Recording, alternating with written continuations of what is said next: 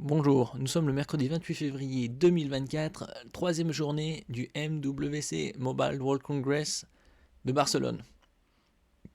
Aujourd'hui, nous allons parler du Tecno Phantom Ultimate, un smartphone enroulable. Comme vous pouvez le voir sur l'image, la différence ici, c'est qu'il passe de 6,55 pouces à 7,11 pouces en 1 seconde 3. Donc c'est très rapide. C'est de la marque Tecno.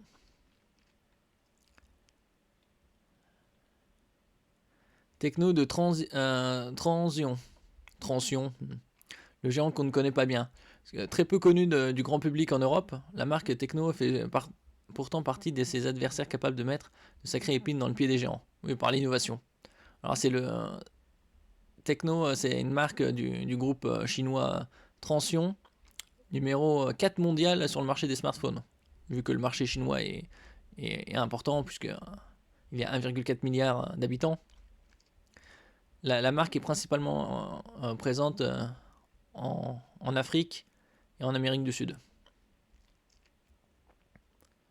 C'est la vue arrière de ce smartphone enroulable.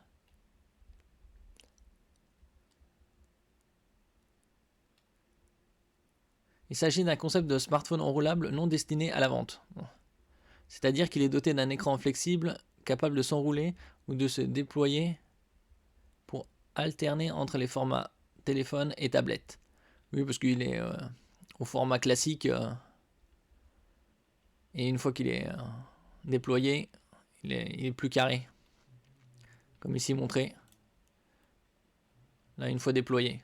Alors, assez rapidement, puisque il passe de 6,55 à 7,11 pouces en 1 seconde 3. Donc, ça, c'est...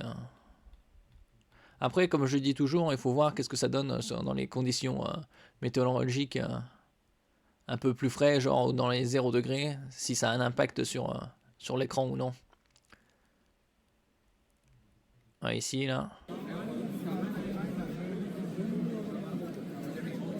Vous voyez, c'est assez rapide. Hein. Il clique pour étendre l'écran et ça se fait quasi instantané. 1 seconde 3. Donc là, ici, on a une épaisseur de 9,93 mm, c'est-à-dire moins d'1 centimètre d'épaisseur. Donc, ça, c'est pas mal, puisque vu que l'écran s'enroule, donc il doit bien être stocké quelque part.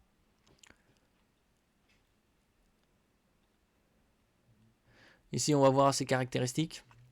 Alors, de base, c'est 6,55 quand il est non déroulé, et quand il est déroulé, il passe à 7,11. Il a deux appareils photo, un 8 et un 50 mégapixels. Niveau RAM, 8 Go de RAM. Bon, c'est léger. Ils auraient pu mettre au moins 12. Au niveau de la batterie, 5266 mAh. C'est une bonne batterie, puisque la plupart des smartphones haut de gamme ont entre 4005 et 6000. Android 14, c'est-à-dire le dernier. Le chipset Dimensity 9000 Plus. Bon, c'est pas un Snapdragon 8, mais ça reste très, très performant. Il ne fait que 185 grammes, malgré qu'il soit enroulable.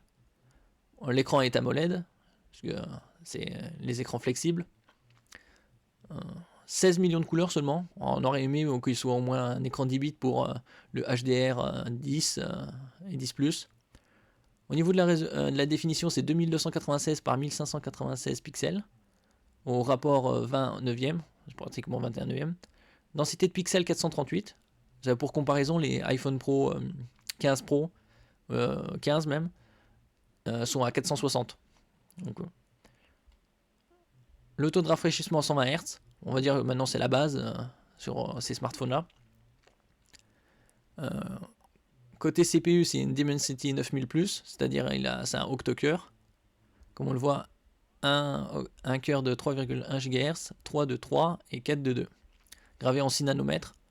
D'autres sont gravés la concurrence est gravée en 4, mais ça reste une très bonne gravure au niveau de la finesse.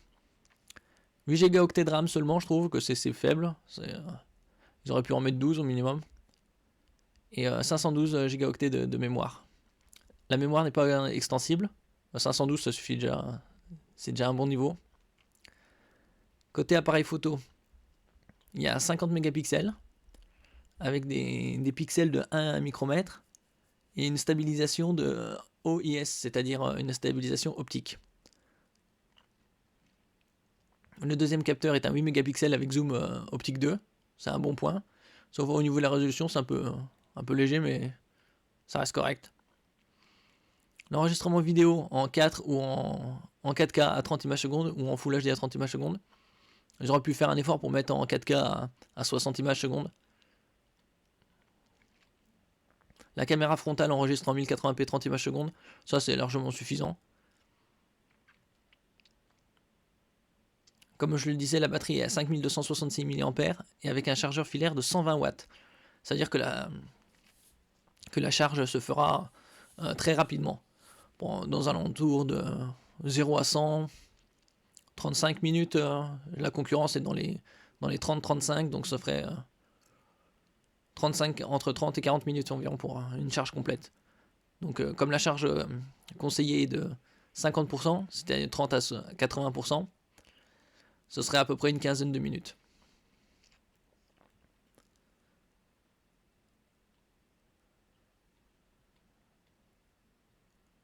Vous avez Android 14, donc le dernier. Et son prix c'est 638 $, donc on va dire 700 €.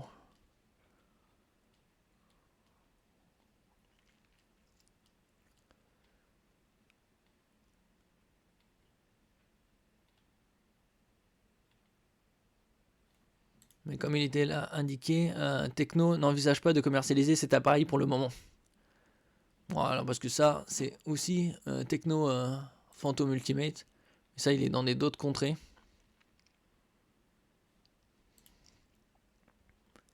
Mais après avoir déjà mis en vente des smartphones pliants, la marque montre qu'elle n'a pas peur d'afficher ce genre de savoir-faire technologique.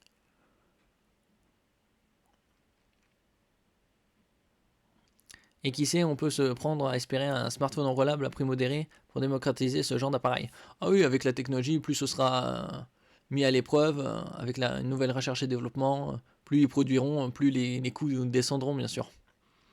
Comme le smartphone pliable Energizer que j'avais présenté hier à 500 € qui sera disponible en novembre 2024, 2 fois moins cher que les concurrents.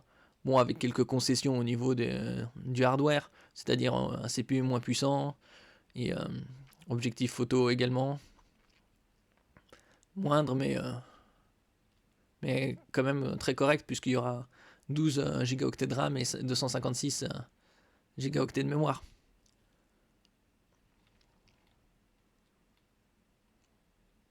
Vu qu'il y aura plus en plus de concurrents, les prix vont commencer à baisser.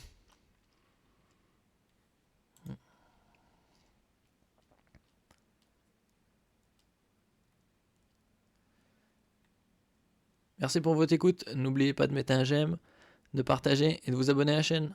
À la prochaine fois.